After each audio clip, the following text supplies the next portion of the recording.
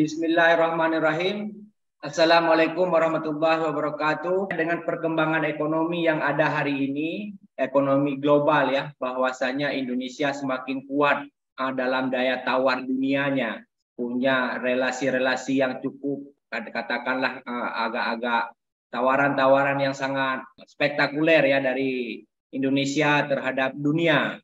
Jadi kita sekarang sudah mulai beralih kepada sistem tidak hanya mengkonsumsi saja, tidak hanya memproduksi bahan baku saja, kita juga mulai melangkah ke arah yang lebih berdaya tawar tinggi. Nah, dalam hal ini disinilah saya kira apa yang kita miliki dari khazanah kita, termasuk khazanah budaya, kita kalau bisa tidak hanya berbatas pada mengkonsumsi saja. Kita juga harus mampu memproduksi dan memberikan tawaran kepada dunia internasional. Termasuk dalam hal ini perspektif kita, yaitu perspektif pemikiran Islam. Tidak hanya menjadi konsumen, tapi kita juga perlu menjadi produsen dalam tanda kutip ya, pemikiran keislaman. Terlebih dahulu saya ingin mengklarifikasi apa itu yang disebut dengan pemikiran Islam Indonesia, yaitu pemikiran Islam itu adalah,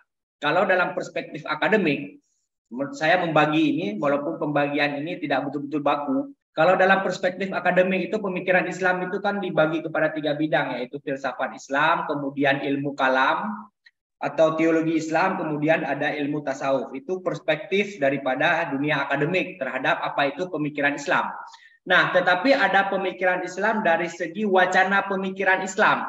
Itu mencakup hampir seluruh daripada ilmu-ilmu keislaman. Bukan hampir seluruh, tapi bisa dikatakan seluruh daripada studi keislaman. Apakah itu tafsir, apakah itu fikih, apakah itu sosiologi Islam, politik Islam, dan segala macam.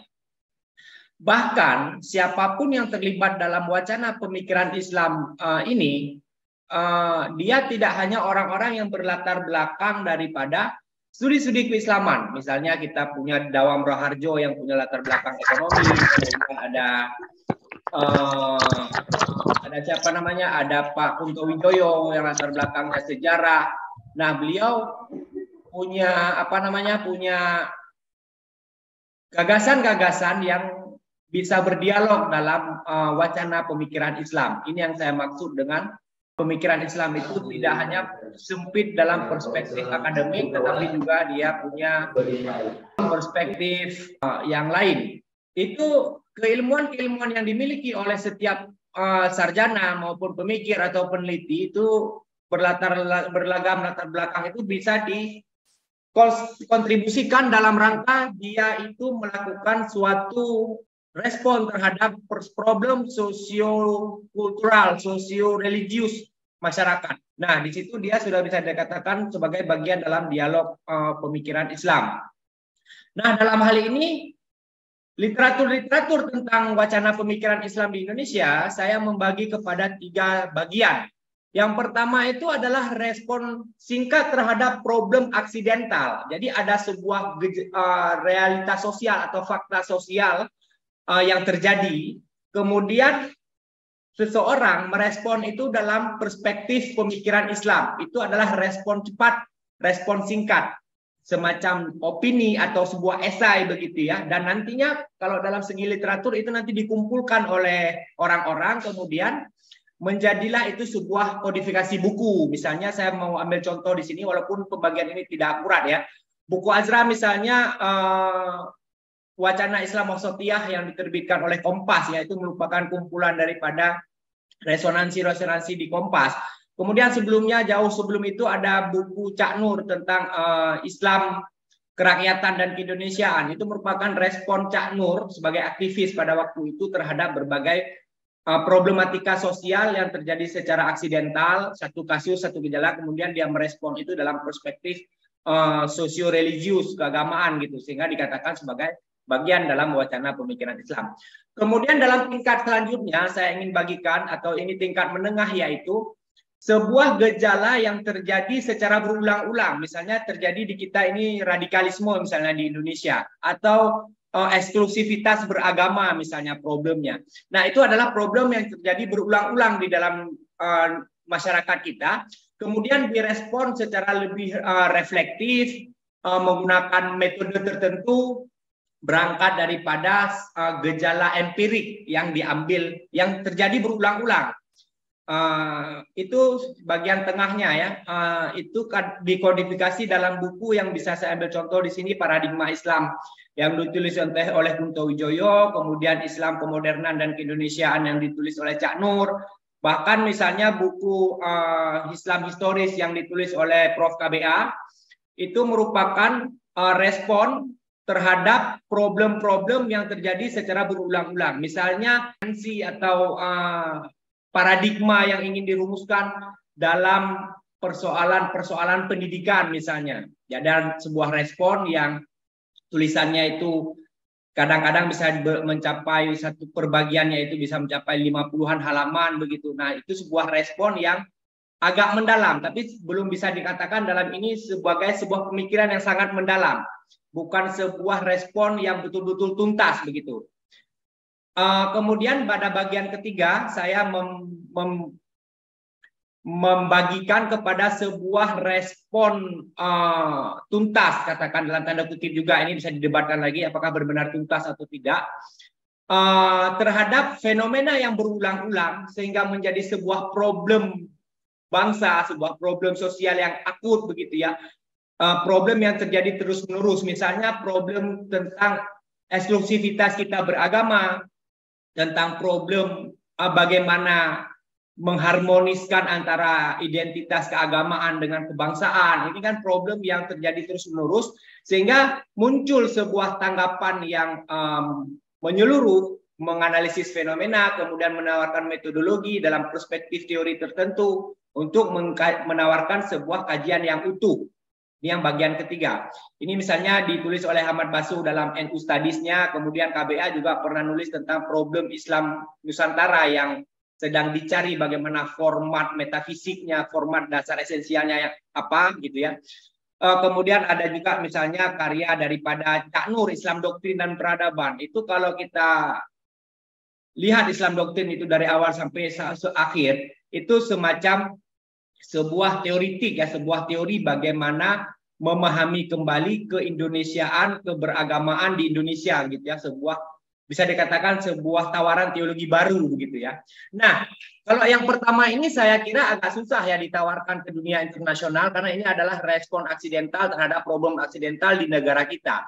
Yang kedua, mungkin orang-orang di luar bisa menerima ini karena dia kadang-kadang berdasarkan sebuah refleksi dan problem ini tidak hanya dihadapi di Indonesia tapi di negara-negara lain juga. Tapi memang terkadang tidak juga menjadi bahan pertimbangan atau bahan diskursus di luar, hanya menjadi bahan diskursus di dalam negeri kita saja. Tapi kenapa yang model ketiga ini misalnya yang memang seharusnya menjadi respon orang, yaitu kan problem mengenai identitas keagamaan dan identitas kebangsaan dan problem mengenai mengharmoniskan Islam dengan identitas-identitas lokal yang ada di setiap daerah, setiap negara. Ini kan problem bersama, problem yang dihadapi oleh semua. Kenapa orang Islam susah berharmoni di Eropa? Kenapa orang di Timur Tengah itu budaya-budaya lokal yang mereka miliki waktu itu hampir semuanya musnah ketika datang agama Islam? Kenapa harmonisme ini tidak dibangun? Dan ini kan suatu ciri yang dimiliki oleh Indonesia, yaitu dia punya budaya lokal, sekaligus dia menerima Islam. Jadi Islam harmoni yang ada dimiliki di Indonesia ini yang merupakan produk genuine daripada pemikiran Islam Indonesia, kenapa ini juga agak sulit diterima oleh kalangan di luar. Kenapa orang lain punya misalnya itu sangat booming ya, misalnya pemikiran Fazlur Rahman, Ali Syariati, Nasir Hamid Abu Zaid, Al-Faruqi, Muhammad Arkon, Al-Turabi, Ahmed An-Naim, Nasir, dan banyak nama-nama lagi. Pemikiran mereka itu sangat familiar dikaji oleh kita di Indonesia ini. Nah, apakah karena pemikiran dia itu bersifat universal, karena memang dia merespon sebuah problem yang punya posibilitas terjadi di berbagai negara di dunia termasuk di kita? Nah, apa juga karena di Indonesia saja pemikiran-pemikiran ini, atau di Indonesia dan beberapa negara muslim lainnya pemikiran-pemikiran ini yang booming, pemikiran-pemikiran para pemikir besar dunia ini. Karena kita memang punya sifat terbuka ya terhadap ilmu pengetahuan, sejauh dia tidak bertentangan dengan nilai dasar kebangsaan dan keagamaan kita. Kemudian, apakah karena mereka punya teori-teori yang solid atau mereka itu punya metode yang sudah fit yang dibuat sehingga karya mereka ini bisa menjadi lebih mainstream daripada misalnya kita kan punya banyak pemikir juga, kita punya Quraisy Shihab, kita punya Azumardi Azra, kita punya banyak nama-nama lainnya, tapi kenapa pemikiran mereka tidak membudunia itu? Apakah karena pakai bahasa Inggris? Kita karena jarang pakai bahasa Inggris gitu ya. Ini ada problem juga tentang bahasa, apakah iya atau tidak ini. Misalnya orang India itu punya banyak penerbit berbahasa Inggris, Malaysia juga punya banyak penerbit bahasa Inggris. Nah, ketika Malaysia punya banyak penerbit bahasa Inggris, tetapi pemikiran Islam yang dihasilkan di Malaysia itu juga tidak booming. Berarti jangan-jangan selain bahasa, ada problem yang lebih besar seperti dikatakan oleh Pak Direktur tadi, yaitu masalah milieu, ya, masalah tradisi kasanah keilmuan Islam kita memang kurang nendang, ya, kurang booming, kurang esensial, kurang punya sebuah identitas yang unik gitu ya. Saya teringat waktu kuliah dulu ada dosen yang bilang seharusnya tafsir Al-Misbah itu karena kualitasnya sangat tinggi seharusnya bisa dikonsumsi oleh dunia. Tapi apa jangan-jangan karena dia pakai bahasa Indonesia tetapi kurang dilirik atau kenapa? Karena kualitasnya sangat bagus itu, tapi tidak menjadi konsumsi dunia.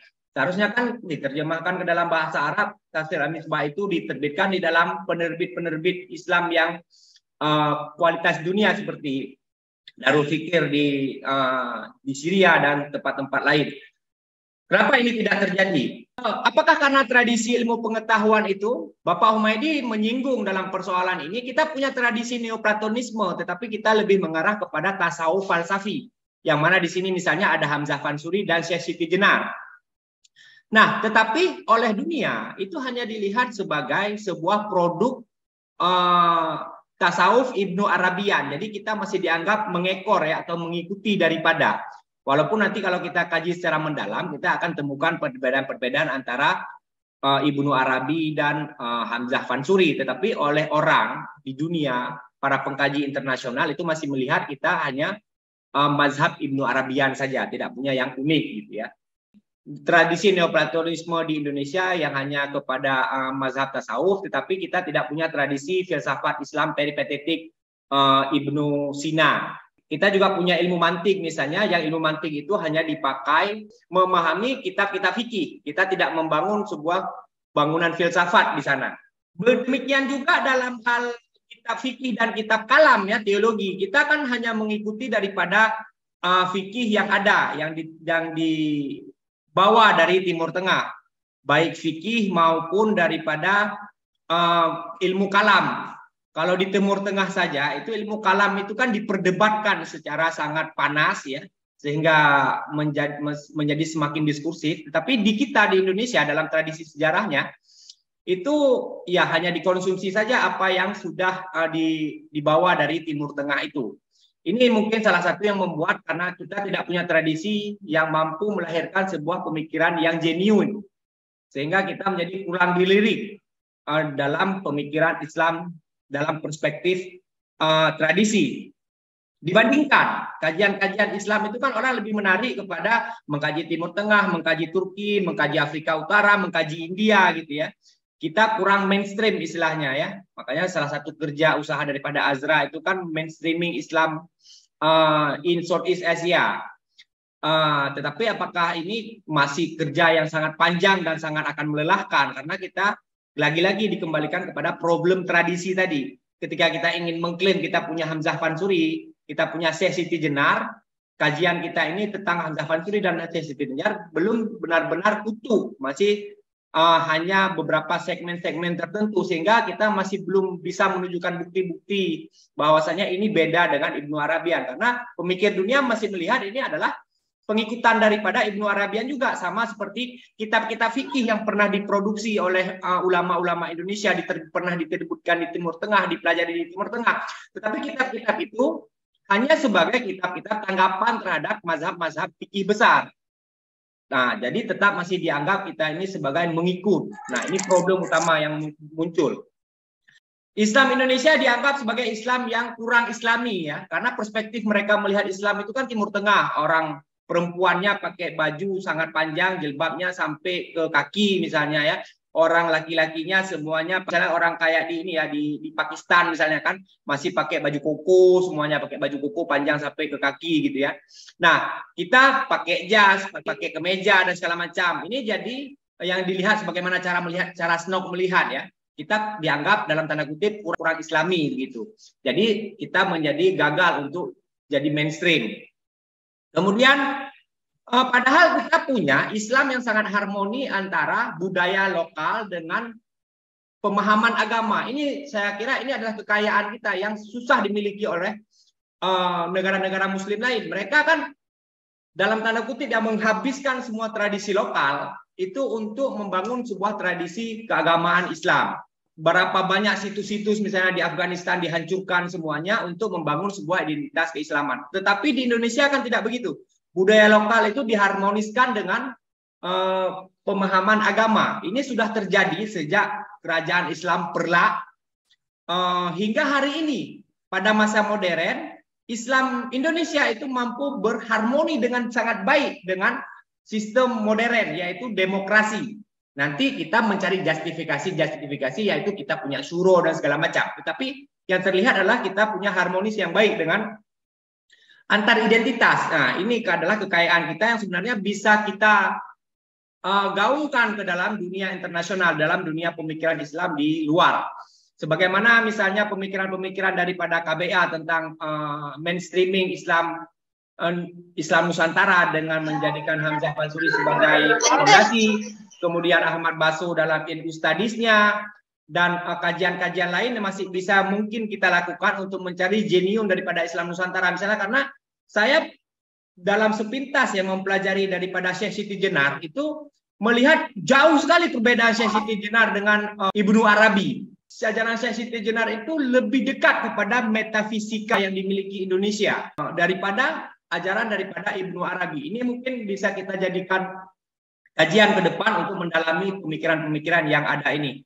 Saya kira saya padai di sini. Demikian presentasi singkat dari saya. Saya kembalikan kepada Ibu moderator. Assalamualaikum warahmatullahi wabarakatuh.